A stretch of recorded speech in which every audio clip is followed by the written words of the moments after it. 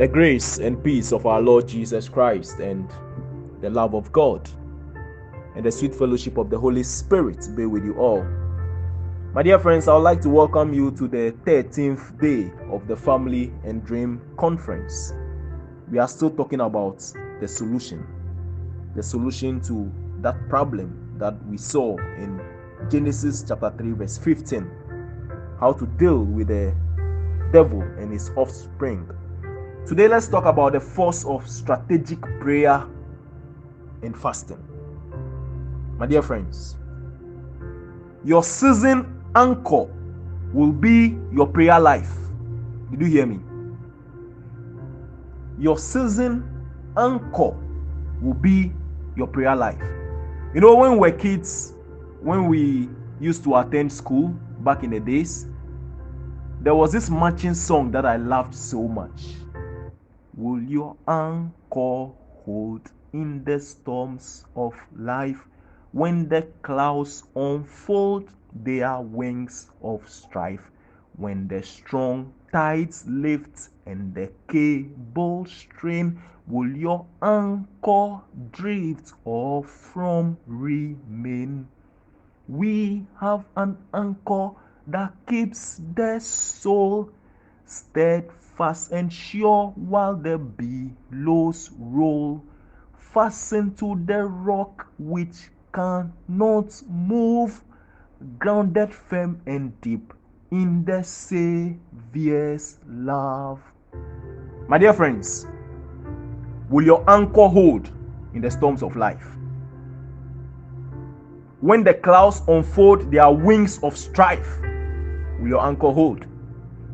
When the strong tides lift and the cable strain, will your anchor drift or remain? Look, only prayer can keep your anchor firm. Only prayer can keep your anchor grounded and deep in the Savior's love. Your prayer, not pray for me, your prayer. Ephesians chapter 6 verse 10 to 12 will say, finally draw your strength from the Lord and from his mighty power.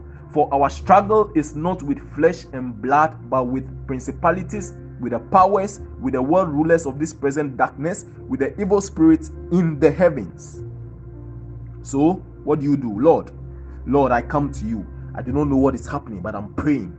Lord, I do not know what is happening, but I'm praying. I hear an evil report. I've seen an evil dream. My child is at the point of death. My finances are messed up, but I'm praying. James 5:13 says, is there anybody in trouble? Let him pray.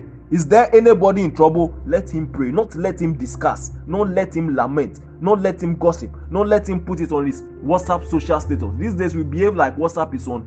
We behave like God is on our WhatsApp status. God, look, let him pray. Not let him discuss. Not let him lament. Not let him gossip.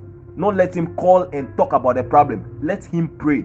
James 5:13. Is anyone in trouble? Let him pray. Psalm 34 verse 4 to 7 will say, I sought the Lord and he heard me. I sought the Lord and he heard me, and he delivered me from all my fears. All underline, all my fears. An angel of the Lord encamped me and delivered me. Psalm 34 verse 4 to 7. If you don't know the word, you are in trouble. I sought the Lord. I sought the Lord and he heard me and delivered me from all of my fears. An angel of the Lord encamped me and delivered me. Look, prayer is a powerful weapon. No, don't let anyone deceive you. Prayer is a powerful weapon. So you say, hey, my wife, my son, my job, I'm not understanding why me? Everything is haywire. But I set myself to prayer like Daniel. Look, if you can add fasting, add it. You see this spiritual laziness of eating anyhow, anytime. If you love food more than your destiny, life will cheat you again and again. Look, food is okay, but you must learn to show food that your spirit man has grown above it. Look, there are spiritual levels that when you get to, a week will not pass without you fasting. And I want you to understand, I want you to know that victory in prayer is gotten while men sleep. While human beings sleep, victory is gotten in prayer. Victory is not just moving around, shouting and making noise. Real men and women of power contact power when human beings are asleep. Look, forget about literal sleep. I'm not talking about literal sleep. Forget about that one. Sleep brings some level of quietness. If you observe, the night is usually quieter than the day, because the noisemakers, human beings are like the noisemakers. The noisemakers are asleep. So when I'm talking about praying when humans are asleep, you can take it literally, but I'm referring to an atmosphere of silence, an atmosphere of quietness and less disturbance for your time to commune with God. That is what I mean when I say pray when men and women are asleep. And Jesus expressed this sentiment when he said, when you want to pray, go in, shut your door. Jesus is talking about the atmosphere of personal prayer. Look, I pray for you today. May God give you the grace to rise above sleep and to pray from the depths of your heart, so God can wake you up in the middle of the night alone, when nobody is watching, and nobody is watching what you are doing, but there is a spiritual register that you are signing into every day. It is the day that you get into trouble. That's when God will not disappoint you. Let me tell you, God is not a scammer. God is not a magician. And y'all who treat God like he's a magician, sometimes people come to you and they're like, Father, I've been through this for the past 6-7 years. Can you just say a prayer? God is not a magician. If you have no track record in the secret place, you will disgrace yourself in the open. Look, learn to pray every time. Pray both night and day. Pray every second. Pray every minute. Let prayer become a lifestyle. Prayer is a daily necessity for daily survival. And I prophesy into your life today. Receive the grace to dedicate night times and daytime to prayer. God didn't just give you a room. He didn't give you a house to keep things in there. Turn every part of your house into a prayer altar. Turn every part of your life into a prayer altar. Your living room, your bathhouse, your bed. When everyone is gone, turn off your phone. Learn to turn off your phone. Say, Lord, this is me and you. Lord, this is me and you here. I don't know what is happening in my life. Pray and begin to reprogram your realities, and you will see that you have entered a different level in the spirit realms. You will feel it in your spirit. It will begin from your spirit, then the light will spread to your situations. My dear friends, may God give you the grace to rise above sleep and pray from the depths of your heart. So you are at prayer. A phrase comes to mind. Pray it over and over again. And while you are at it, you are receiving power. And listen up, prayer is not just something that you do in your group to impress everyone. Some of you all go to prayer meetings and you want to pray so that people will see that you are just dissipating energy. That's not prayer. Don't joke with your destiny like that. Prayer is not something you just do in your group. I'm not saying group prayers are not important, but most of the times those things are just show off. We want to show people that we can pray. That is not the point. So everyone thinks that he's a prayer warrior in those groups trying to impress everyone. God dislikes hypocrisy with passion. Don't joke with your destiny like that. Enter your room, shut your door.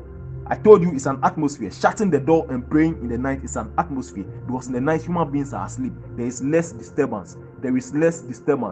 Pray to your Father in secret. Matthew 6:6. Just stay and pray. While you are at prayer, your flesh is weak, but your spirit is willing. The level of fire is rising. The fire is rising. And fire refines, fire purifies, fire brings judgment. Stay like a priest upon watch. If you are praying from the deepest part of your heart, you see that things will begin to shift. You begin to feel it in your spirit man, and gradually your environment, your atmosphere will be changed. Look, let me tell you, there are attacks that only prayer can deal with. You heard me? There are attacks that only prayer can deal with. Pray for me is wonderful, but you must become a priest of your destiny. So pray Psalm 125. My trust is in the Lord. I am like Mount Zion, which cannot be shaken but endures forever. As the mountains surround Jerusalem, so the Lord surrounds me and my family, both now and forevermore. The scepter of the wicked will not remain over the land allotted to me. The scepter of the wicked will not remain over the land allotted to me. Pray it. Pray scriptures like this. Personalize them. It will give you the stamina to pass through seasons. Look, Jesus, who is God, he prayed, he spent the night at prayer. And then you, a mortal, you are joking with your prayer life, Abi. They carry on. The devil will wound you, and you see. You want to joke with your prayer life. Jesus said, Peter. How many times did I call you, Jare? How many times did I call you? Peter, look, if you joke, the devil will wound you. Look, I see in the spiritual realms a programming. The devil has started a programming because of your assignment. I told you the level of your assignment determines your level of warfare. You are the rock on which I'm going to build my church. Because of this level of assignment, I see a programming in the spiritual realms. Satan has started looking for you. He is looking for you to wound you. He is looking for you to sift you like a wheat. But I've prayed for you that you not perish. that your faith will not fail. And when you are saved, use strategic prayer. Use strategic prayer and encourage your other brothers. Prayer gives you stability, my dear friends. Let prayer stabilize you so that you can laugh at certain storms in your life and say, Jesus is Lord. Stability and stamina. That is what prayer does to you. Force of strategic prayer and fasting will give you stability and stamina.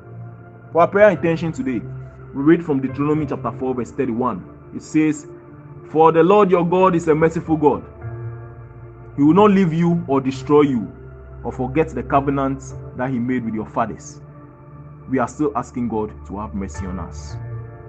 Lord, have mercy on us. Christ, have mercy on us. Lord, have mercy on us. Eternal God, in whom mercy is endless and the treasure of compassion inexhaustible, we, your children, we have come before you. Look kindly upon us and increase your mercy in us, that in difficult moments we might not despair nor become despondent, but with great confidence submit ourselves to your holy will, which is love and mercy itself.